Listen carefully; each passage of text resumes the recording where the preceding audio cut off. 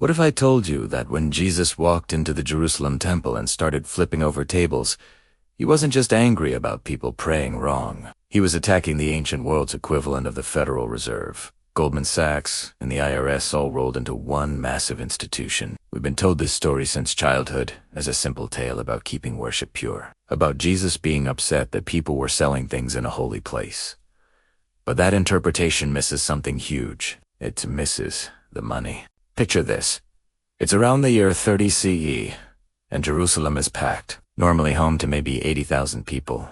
During Passover, the population explodes to over 200,000. The city is bursting with pilgrims who've traveled from Egypt, from Rome, from Babylon, from every corner of the known world. And they're all heading to one place, the temple. But they're not just going there to pray. They're going there because they have to participate in a financial system that has been running for centuries, a system so sophisticated and so profitable that it made the families who controlled it wealthier than kings. The Jerusalem temple wasn't just the spiritual heart of Judaism. It was a bank. It was a treasury. It was a currency exchange. It was a marketplace. It was a loan office. And here's the thing that'll really surprise you. This wasn't corruption. This wasn't some unfortunate accident where religion got contaminated by money. This was the system working exactly as it was designed to work. In the ancient world, temples everywhere functioned this way. The Greeks did it. The Romans did it. The Egyptians did it. Temples were where you stored your wealth, where you borrowed money, where you conducted major financial transactions. They were the most secure buildings in any city, protected by thick walls and guards and, most importantly, by the belief that the gods themselves would punish anyone who violated sacred space. But the Jerusalem temple took this to another level entirely. We're talking about an institution that collected mandatory taxes from every Jewish male over the age of 20, no matter where in the world they lived. Imagine the cash flow. Millions of people spread across 3 continents, all sending money to one central location every single year. That's not a church. That's not even a megachurch. That's a financial empire. And someone had to manage all that money. Someone had to decide who got loans, who paid what fees, who could set up shop in the courtyards, who got to sell the animals for sacrifice. That someone was a small group of priestly families who had turned religious authority into generational wealth. So in the next 15 minutes, we're going to follow the money. We're going to see exactly how this system worked, who benefited from it, and who got exploited by it. We're going to understand why those money changers were sitting in the temple courtyard in the first place, and why they weren't just random merchants, but essential cogs in a machine that the most powerful people in Judea depended on. And most importantly, we're going to see why Jesus' decision to walk in there and wreck the place wasn't just a religious statement. It was an act of economic rebellion that threatened the wealth and power of the people who would have him executed just a few days later. Because once you understand that the temple was a bank, suddenly, that whole story looks completely different. In the ancient Mediterranean world, temples served a dual purpose that would seem strange to modern eyes. They were houses of worship, certainly, but they were also the most trusted financial institutions of their time. The Jerusalem temple exemplified this perfectly. Built with massive stone walls and guarded constantly, it was the most secure location in all of Judea. Wealthy families deposited their gold and silver, therefore merchants stored valuable goods within its chambers. The temple's vaults held not just religious offerings, but the accumulated wealth of generations.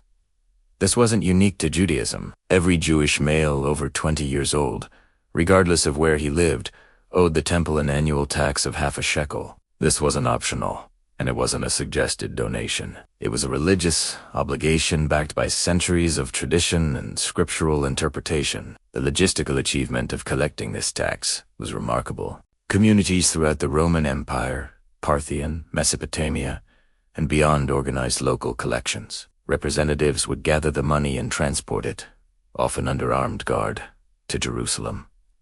The amounts were staggering. Scholars estimate that millions of shekels flowed into the temple treasury annually. This created an enormous pool of capital that needed management. The temple authorities didn't just lock it away in vaults. They put it to work through loans, investments in infrastructure, and financing of various projects. The high priestly families who controlled these decisions wielded enormous economic power. They determined interest rates, approved major expenditures, and essentially controlled the money supply of the entire region. The money changers sitting in the temple courtyards weren't villains in the story. They were solving a real logistical problem.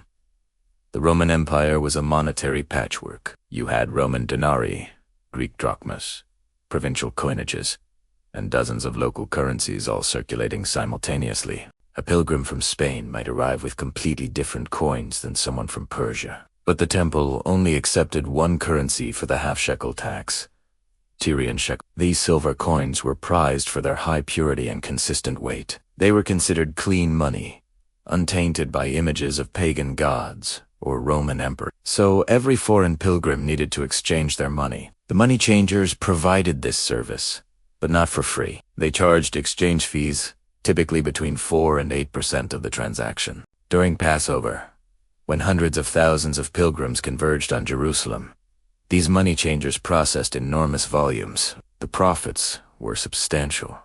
And crucially, you couldn't just set up a table and start changing money. These positions were licensed by the temple authorities. The money-changing licenses and commercial privileges within the temple complex weren't distributed randomly or fairly. They were controlled by a small network of high priestly families, most notably the House of Annas. If you've read the gospel accounts of Jesus' trial, you've heard this name. Annas was a former high priest whose family dominated temple politics for decades. His sons and son-in-law Caiaphas held the high priesthood throughout this period. These families didn't just have religious authority. They had converted that authority into economic control. They decided who could sell sacrificial animals in the temple courtyards. They set the standards for which animals qualified as unblemished for sacrifice. They licensed the money changers and took a cut of the profits. They made loans from the temple treasury and collected interest. Archaeological and historical evidence suggests these families lived in palatial mansions in the upper city of Jerusalem, with mosaic floors and elaborate decorations that spoke to enormous wealth that came directly from their control of the temple economy. Jewish law required animal sacrifices for various religious obligations, sin offerings, thanksgiving offerings, festival celebrations. The type and quality of animal varied depending on the purpose and the worshipper's wealth, ranging from expensive cattle down to affordable doves for the poor. But here's where the system became particularly profitable for those who controlled it. Pilgrims traveling hundreds of miles to Jerusalem couldn't reasonably bring animals with them. Even local residents often found it easier to purchase animals at the temple rather than risk having their own animal rejected as blemished.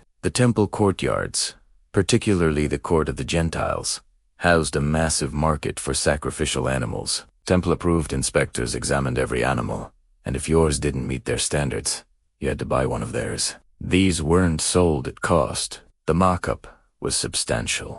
Moreover, priests received portions of most animal sacrifices as payment, and this meat was often resold in Jerusalem's markets, creating yet another revenue stream for priestly families who already controlled multiple aspects of the economy. When Jesus entered the temple and began overturning the money changers' tables and driving out those selling animals, he wasn't having a spontaneous emotional outburst about the commercialization of religion.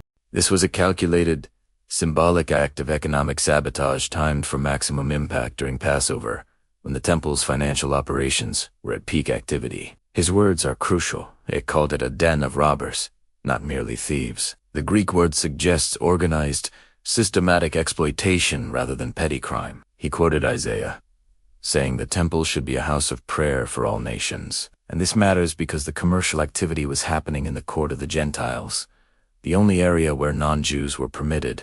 The money changers and animal sellers had effectively colonized the one space meant for Gentile worship. Jesus was simultaneously attacking economic exploitation of the poor and the ethnic exclusivity of the system. This wasn't about keeping money out of religion. It was about challenging who profited from religion and at whose expense. To understand why Jesus was executed less than a week after this temple incident, follow the money. The high priestly families derived their wealth and influence from the very system Jesus had just disrupted.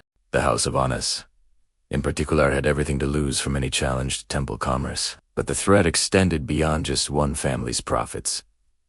The entire arrangement between the Jewish religious authorities and Roman occupation depended on maintaining economic and social stability. Rome allowed the temple significant autonomy, precisely because it kept order and collected revenue. The high priests were, in essence, Rome's partners in governing Judea, They maintained the tax system, prevented rebellion, and ensured smooth administration. Jesus' action threatened this delicate balance. His symbolic disruption suggested the entire system was illegitimate, built on exploitation rather than divine mandate. When the gospel accounts describe the chief priests and scribes seeking to kill Jesus, we should understand this wasn't just religious disagreement. It was powerful men protecting a lucrative system that enriched them and maintained their political position under Roman rule. The temple system Jesus challenged was destroyed 40 years later when Roman legions sacked Jerusalem in 70 CE, burning the temple and ending its role as an economic institution forever. Judaism transformed in response,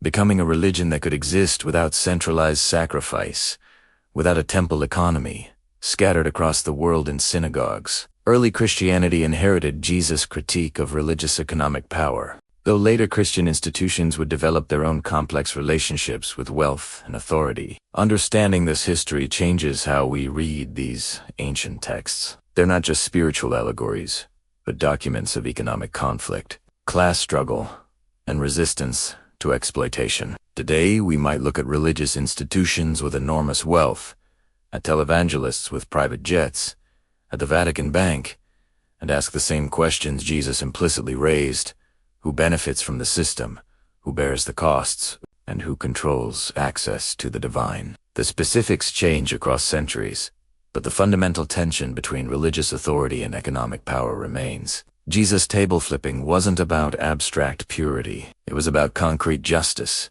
about challenging a system where the poor paid disproportionately while connected elites prospered. So, are we are, 2,000 years later, and that temple Jesus walked into doesn't exist anymore. The Romans burned it to the ground in the year 70, just for decades after Jesus died. The massive stone walls were torn down, the treasury was looted, and the entire economic system we've been talking about simply ceased to exist. Judaism had to completely reinvent itself as a religion that could survive without a central temple, without animal sacrifice, without that whole financial infrastructure. The synagogue became the new center of Jewish life, and rabbis replaced the priestly aristocracy. Christianity, meanwhile, took Jesus' critique of the temple system and made it part of its founding story. A reminder that religious authority shouldn't be measured by wealth or political connections, but by service and sacrifice. But here's what's fascinating and maybe a little uncomfortable.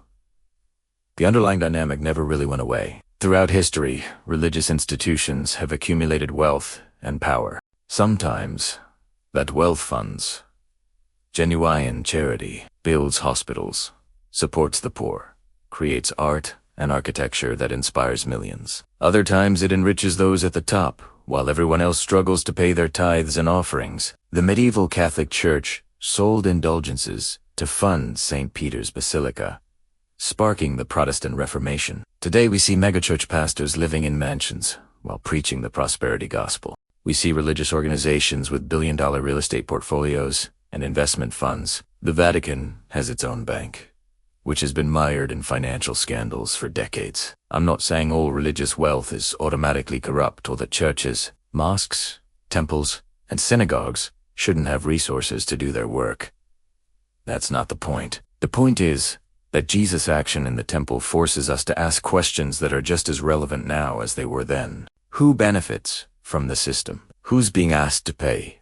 And what are they getting in return? Is access to God, to spiritual community, to religious participation being made more expensive for some than for others? Are the people at the top of religious hierarchies living radically different lives than the people in the pews? When Jesus called the temple a den of robbers, he wasn't angry that money existed in a religious space. Money had always been there. Temples had been banks for centuries. He was angry about systematic exploitation dressed up in religious language, about a system where the poor paid proportionally more, while wealthy priestly families lived in luxury, about access to God being controlled and monetized by people who had turned divine authority into a family business. The story we've been told since childhood, the simple Sunday school version about Jesus wanting to keep the temple holy and pure, misses all of this. It makes the story safe, makes it about abstract spirituality instead of concrete economics. But the people who executed Jesus didn't kill him over abstract theology. They killed him because he threatened their money, their power, their arrangement with Rome, their whole way of life. The charge against him was that he threatened to destroy the temple, and in an economic sense, he absolutely did. He was saying the entire system was built on sand, that it served the powerful at the expense of everyone else, and that it needed to come down. 40 years later, it did come down, though not in the way anyone expected. And maybe that's the final lesson here.